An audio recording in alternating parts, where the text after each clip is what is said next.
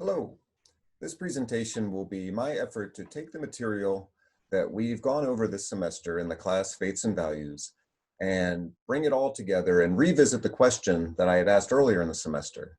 Does religion serve any useful purpose in the 21st century?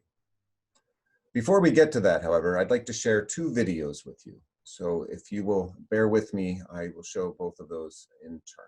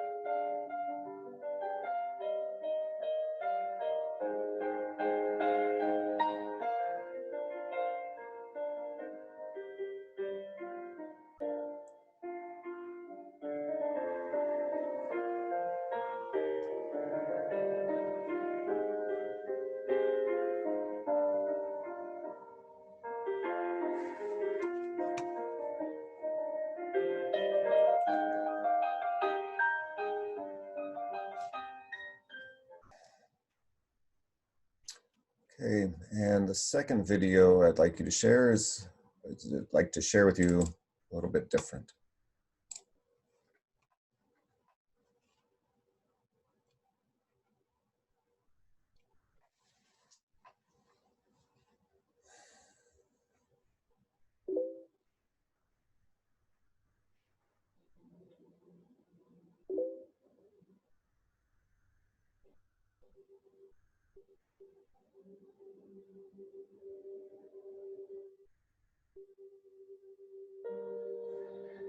My name is Margot. I am 7.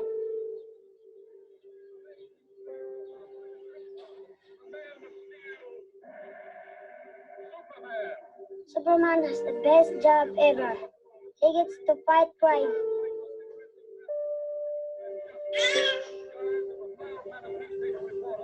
I want to be like Superman and protect my sister from the bad guys.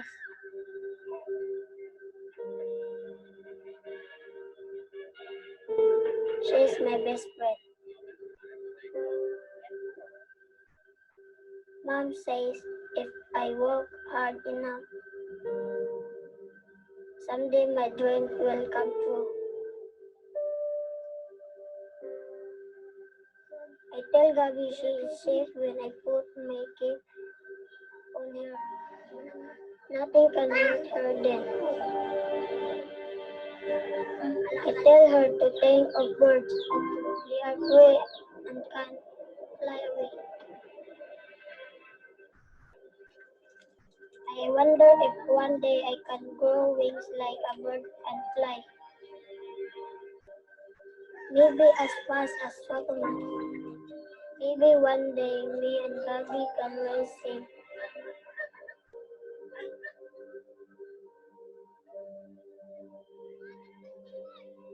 If I ever meet Superman, I would want to ask him one question.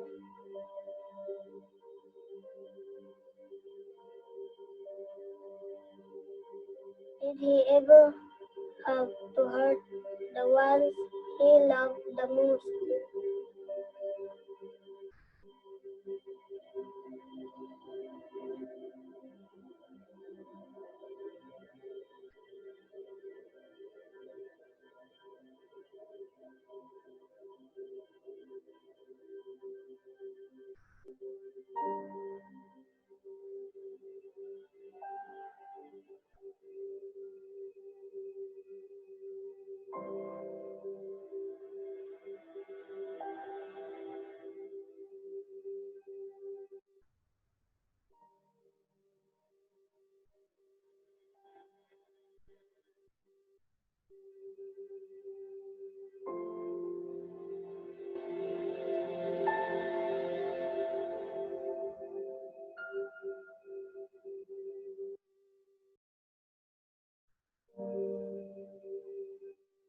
He tell me that I would make a good sidekick and that Superman would want me to fight crime with him because they say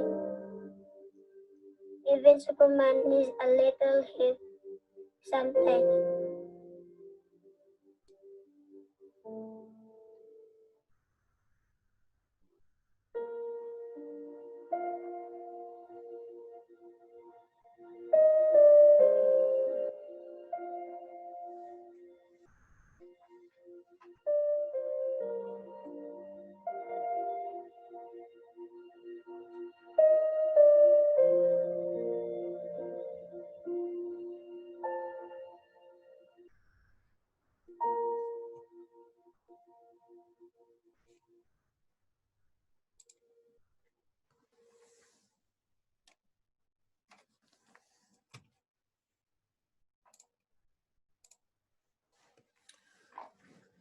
So those are two very powerful videos in two very different ways.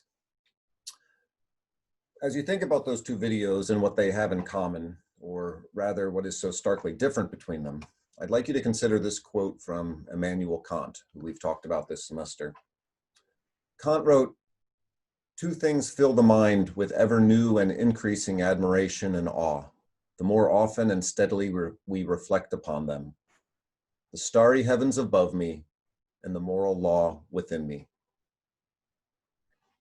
A few years ago, I was having lunch with my favorite biologist and discussing the meaning of life, as people do, and he made an interesting remark. He said, "If you're going to ask about the meaning of life from a biological perspective, you're not going to like the answer.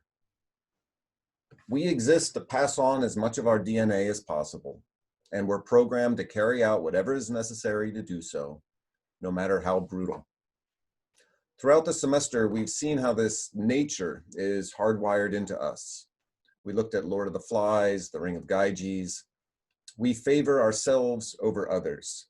We act to preserve our tribe and distrust others. We help those who are most like us and can really be callous and cruel to people outside our circle, as we saw with Milgram's experiment and the Good Samaritan study. Even when we don't think about it, we often discriminate in favor of people who have similar DNA to us. And we want to have sex with people who give us the best chance of passing on our DNA to future generations. And for guys, that can mean sex with as many women as possible. When we perceive others to be a threat to the well-being of ourselves or people of the same blood, whether they be Jews or Tutsis, we're willing to slaughter them. We human beings are good at making fists and picking up weapons, and we will maim or kill people who threaten to take what is ours. This is our natural state, and this is what we often resort back to when push comes to shove. Now, we're also smart enough to come up with rules, things that provide common thriving. You don't kill my loved ones, and I won't kill yours. But if we can get away with breaking these rules, if there won't be any negative consequences to us personally, we'll do it. Again, think of the Ring of Gyges. And these rules, science tells us, are not absolute moral principles. They're just different rules that different groups have come up with. They may be more or less effective, but they're nothing more than conveniences. And so, if they are only social control devices, and I can get away with breaking them when I want to, then there's no good reason not to. Think back to our discussion of the film Rope. This is what the natural sciences tell us. This is all they can tell us, other than the fact that in our universe, we are unbelievably small, live for a fraction of a moment, and are essentially of no consequence. But as people, as single individuals, you and me, there is a deeper truth that we sense, that we actually believe in. There is something that we are aware of that tells us there is more to life than passing on our DNA. And maybe that isn't even important at all. How else to explain our universal admiration and respect for people like Mother Teresa or Dietrich Bonhoeffer? If Martin Luther King Jr. or Gandhi had not had kids, would that minimize them in our eyes? Would that make them lesser human beings? There is something that tells us that people of different colors, different ethnicities, living on other continents are of equal value to our own brothers and sisters.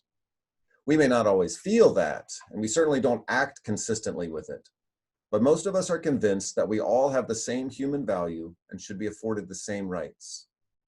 Even a little boy or girl with no genetic similarity to us, with nothing of value to offer us, living on the other side of the world. From a biological perspective, it makes no sense to leave one's family and dedicate one's life to serving very different people in a very different place, or even adopting and raising them. But you and I are convinced that it's good. We have the ability to look at our natural impulses and tendencies and critically examine if they are good or not, helpful or not, according to some standard that applies to all humanity. So where does this come from? Some say it's God, and they believe that God has communicated these truths to us directly. Others see God less directly involved, but still creating us, not only with these rights, but also the ability to discover them, like the deists. Others see the origin of this as something less personal, Brahman in India or the Tao in China. Or perhaps we can only give it a label like Dharma or capital T truth. Earlier in the semester, I asked if religion had any usefulness in the modern world. The Enlightenment was supposed to eradicate religion. We would ground our beliefs on the basis of the scientific method and empiricism. And while this has worked very well with regard to politics, economics, technology, medicine, and many other scientific disciplines, we human beings couldn't ignore the divine mystery. Our religious beliefs are often misguided, wrong, harmful, destructive, but they are part of our effort to reach beyond the physical human condition, just a bunch of evolved apes seeking pleasure and offspring. The form of our religions, their claims about existence, the ethics they proclaim, these have changed over time, and they will change. Some are probably closer to the truth than others, but that which drives us to consider meaning, not only beyond simple human thriving, but often contrary to it, is the foundation for much of the world's religious belief.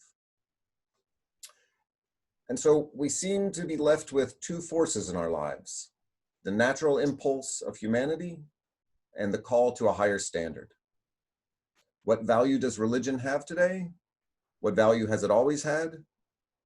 It gives voice to that higher standard. And I think that's something of value. Thanks for a great semester.